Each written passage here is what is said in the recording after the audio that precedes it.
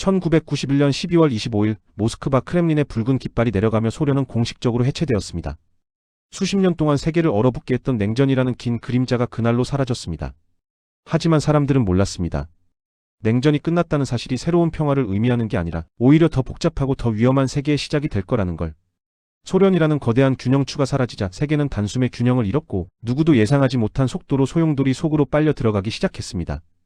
냉전 직후 세계는 잠시 평온해 보였습니다. 미국은 압도적인 군사력과 경제력, 그리고 문화적 영향력을 가진 단 하나의 초강대국으로 떠올랐습니다. 역사상 보기 드문 단극체제의 탄생이었습니다. 이번 영상에선 미국의 단극체제부터 팬데믹 이후의 모습까지 알아보겠습니다. 지식의 흐름 시작합니다. 미국은 자유무역, 민주주의 시장 경제를 앞세워 세계 질서를 재구성했고 많은 국가는 그 흐름에 편승하며 새로운 기회를 찾기 시작했습니다. 인터넷, 반도체, 통신혁명이 폭발하듯 전 세계로 퍼져나가던 시기도 바로 이때였습니다. 하지만 이 겉보기식 평화 속에서는 냉전이라는 뚜껑 아래 숨어있던 갈등들이 하나둘씩 폭발하기 시작했습니다. 보스니아와 코소보에서는 민족 학살과 전쟁이 잇따랐고 아프리카에서는 냉전 동안 억눌려 있던 종족 충돌이 거칠게 분출했습니다. 걸프전에서는 미국 주도의 다국적군이 이라크를 빠르게 제압하면서 세계 경찰이라는 새로운 역할을 자처하기 시작했습니다. 그러나 문제는 단순했습니다. 전 세계의 갈등을 누가 책임질 것인가? 냉전이 끝난 뒤 그 답은 언제나 단 하나였습니다. 미국. 하지만 세계는 그렇게 단순하지 않았습니다. 미국이 모든 분쟁을 해결하기엔 그 규모가 너무 컸고 지역 갈등은 너무 복잡했고 이해관계는 너무 엉켜 있었습니다. 미국은 세계 경찰을 자처했지만 동시에 그 역할은 미국에 대한 반발과 적대감을 키우는 원인이 되었습니다. 1990년대 후반 중국은 조용히 성장하고 있었습니다. 개혁개방 정책 아래 공장을 세우고 세계의 제조업을 빨아들이며 GDP를 폭발적으로 끌어올렸습니다. 1991년 세계 GDP의 2% 수준이던 중국은 불과 20년 만에 그 비율을 10% 이상까지 끌어올렸습니다. 이 시기부터 미국의 전략가들은 조용히 말하기 시작했습니다.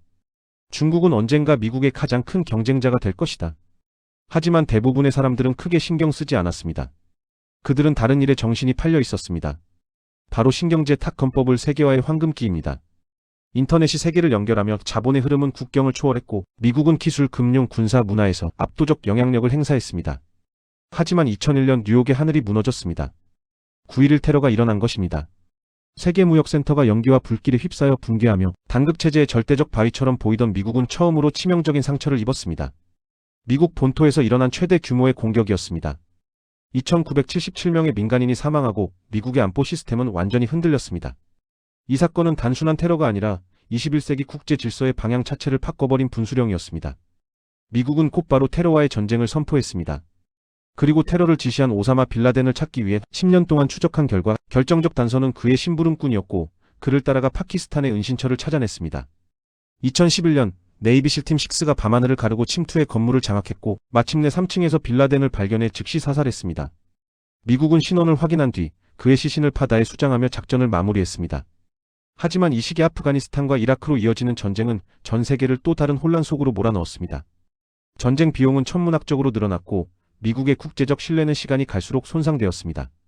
그리고 이 사이 조용히 성장하던 중국은 드디어 달리기 시작했습니다. 세계의 공장이던 중국이 이제 기술과 군사력까지 끌어올리며 영향력을 확장하기 시작한 것입니다. 미국이 중동에서 전쟁을 수행하는 동안 중국은 경제력을 폭발적으로 키웠고 아프리카, 동남아, 중동, 남미까지 영향력을 넓혀 나갔습니다.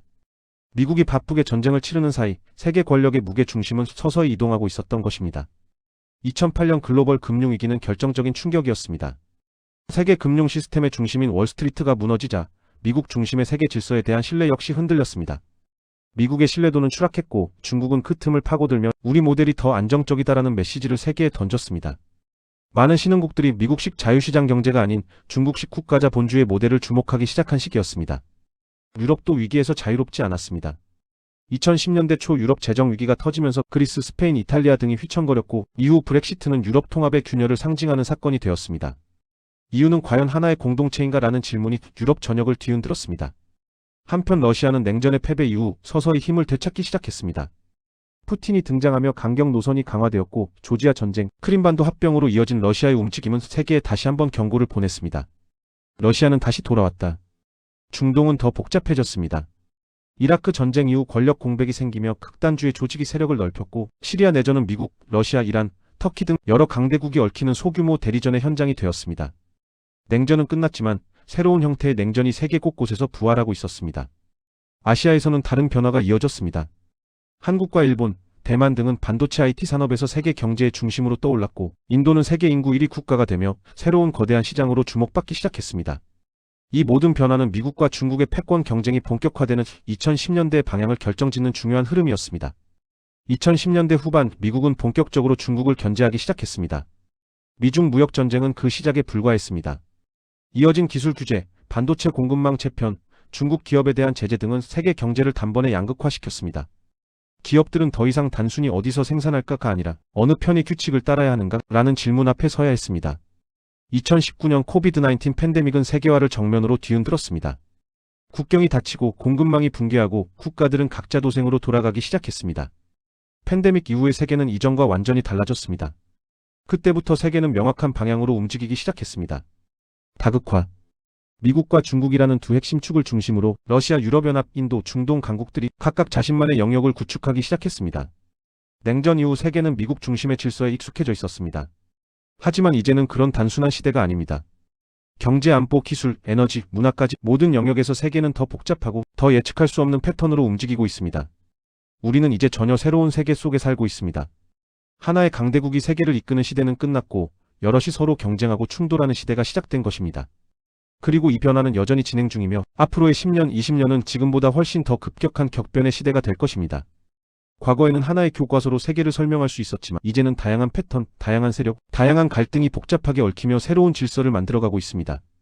냉전 이후 30년의 역사는 그저 변화의 기록이 아니라 우리가 지금 어디에 서 있는지 그리고 앞으로 어디로 향할지를 알려주는 지도입니다. 오늘의 이야기는 여기까지입니다. 다음 시간에는 미국 역사의 마지막, 미국의 현재 그리고 미래에 대해 알아보겠습니다. 지금까지 지식의 흐름이었습니다. 도움이 되셨다면 좋아요와 구독 부탁드리고, 이 영상이 재미있으셨다면 다음 영상은 더 재미있을 수도 있습니다. 바로 이어서 한번 넘어가 보세요.